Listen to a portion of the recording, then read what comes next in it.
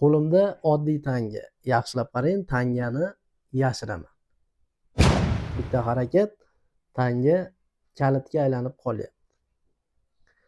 Qiziq, to'g'rimi? Qanday qilib deyishingiz mumkin. Fokus sirini aytaman. Yaxshilab videoni tomosha qiling. Bu yerda oddiy sir yashirilgan. Kalit orqasiga 500 so'mlik tangani kliklab qo'yganman.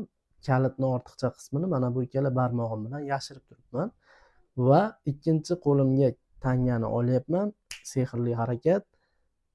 Mana bu kalitni uchidan ushlab, barmoqlarni ochayotgan paytingiz bitta aylantirib olasiz. Kalitni mana bu qismini barmog'ingiz bilan yashirib turasiz.